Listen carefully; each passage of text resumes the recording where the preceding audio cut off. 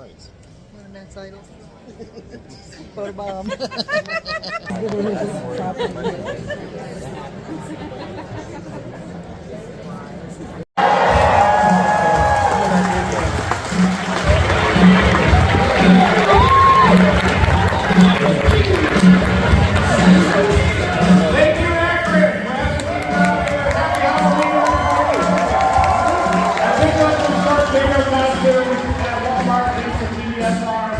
But we are here in Akron. We've got the Dominator 4 parked out front.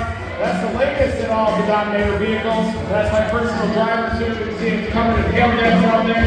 But we use the Dominator 3 to drive directly into tornadoes. That's what we use to intercept the suction vortices of tornadoes as well. So there you can see a picture of the Dominator 3. We use that to shoot rockets into tornadoes. And we actually did that earlier this spring on May 20 in northern Alabama, and this was a suction vortex type of intercept as well. This is an EF2 tornado in northern Alabama, just to the west of Huntsville. There you can see our air cannon pointed right at the tornado, and the goal, the dynamic pipe with that one. And this tornado also had deviant motion. It turned off to the left as it reached peak intensity, and that's as the sinking air chokes off the tornado from the mesocyclone, and then it rides the low-level jet northward. And this is the worst-case scenario because the tornado slows down and just drills into the ground there as it separates from the mesocyclone. They're capable of big-time winds as well. This EF5 tornado produced winds in excess of 210 miles an hour, maybe even greater than 230. And this was done months after the tornado happened on June 20, because engineers had to go in there and do forensic analysis and determine exactly what wind speeds it would take to throw a train that far, and to cause a sandpapering effect in the vegetation. The wind was so strong that it just basically had a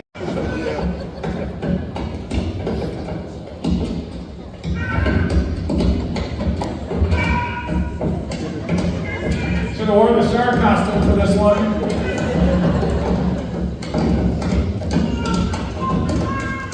Hey, you see that ribbon of dirt? This is a lot of times in the hook echo of the supercell, right near the mesocyclone. We call this the Bear's Cage region of the supercell. But I wasn't able to make it through this one.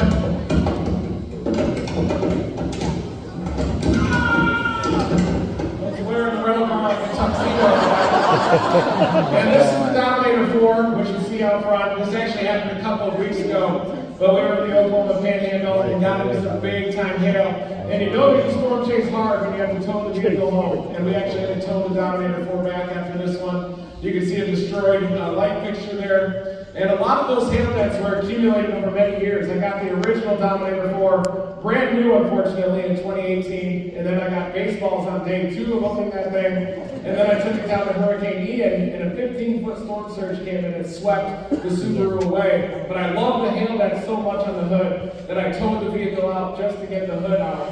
And then I keep getting a flood refurbished Subaru for $2,000. I mount the hood on it, chase until it dies, and I'm actually on the 3rd generation of the Dominator 4 now.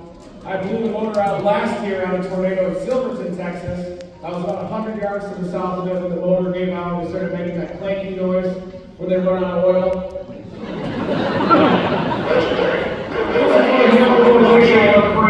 Yeah, it's a dog. And that's where the big yellow line is what hell, do circulation fluid right here. By the ice that's coming to the updraft. There you can see the inflow man feeding into it. Yes. Giant right there. We saw a tornado on this thing too, but they're usually buried back in the hail a little bit. Sadly, she passed away about a couple of months ago. But she saw 250 tornadoes. She saw a Category 5 hurricane. She loved chasing floods in southern Utah. And this is a photo right after we intercepted the tornado on foot. Gizmo and I got separated from the Dominator 3, and the tornado hit a freshly plowed field really quickly. And suddenly I see a debris cloud coming right at us. And I couldn't get back to the Dominator 3 in time, so I hid Gizmo in my bread basket, pointed my back into the wind, and I had corn stalks hit me in the back. And then next thing I know, the tornado moved off to the northeast, and Gizmo and I were covered in cow manure, dirt from the freshly plowed field.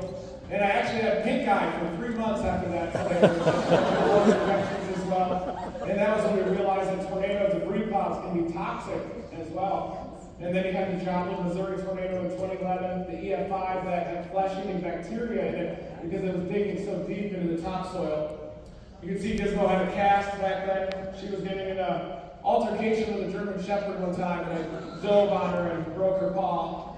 And then they became great friends after that. So 2011. But a lot of the tornadoes this year were up in the Dakotas, with North Dakota having over 70 tornadoes this year, which was a state record. And this tornado was near Gary, South Dakota. This one actually broke the Dominator. We were trying to intercept it from the back. I thought it was moving more northerly, and then suddenly it wobbled off to the east, so it was quite a wobbler here. And I had to do a three-point turn in the middle of the highway to try to intercept it. I like to pan up the cloud base and show the clear spot around the tornado. But you can see it's moving too far to the east to intercept it. And while I was doing that three-point turn, 100 Toyota RAV4s came out of the range, and one of them tried to spin around behind me. When I was trying to turn around, I slammed into them, hardly felt the thing, ripped their bumper off, and then dragged it 600 feet to the tornado. He's a good friend of mine. He just make those bumpers out of plastic now. But you can see it's got a lean on it. It's starting to move more northerly. So I turned around and tried to intercept the west side of the tornado, but you have two inflow jets at the base of the tornado near the ground called ghost trains, and sometimes those can be in excess of 150 miles an hour, and the rear inflow jet was pulling the Dominator into it. I had the brakes pushed in, and we were still sliding across the ground in this one. I'm Elizabeth, and I was wondering if rental car companies will ever trust you to rental a car again. No way, yeah. They're down for damages too, so yeah, they're a powerful entity, but I didn't do it on purpose, of course. It's just you have to get to that hill sometimes. What do you think was like the highest price that you had to pay for a rental car repair? I know what they're trying to get from me. Yeah, it's $80,000 for that. But I haven't heard from them since March. Thank you. But eventually they took over my insurance. That's happened a few times. But might have to change my name.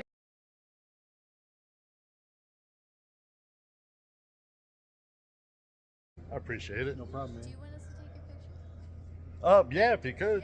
Yeah, I was just doing a video.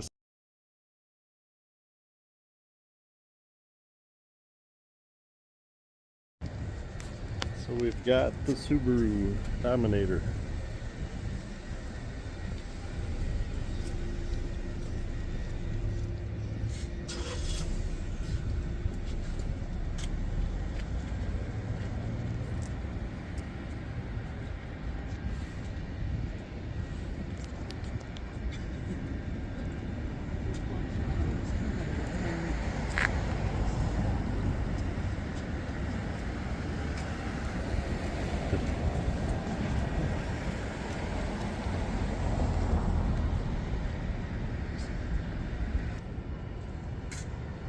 Look at that hood. That's a hood they said that it flies off and they get it and put it back on the vehicle.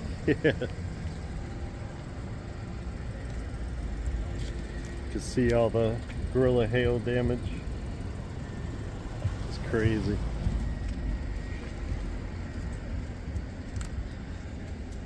Feel that. It's like, it's smooth. Like they must wax it maybe.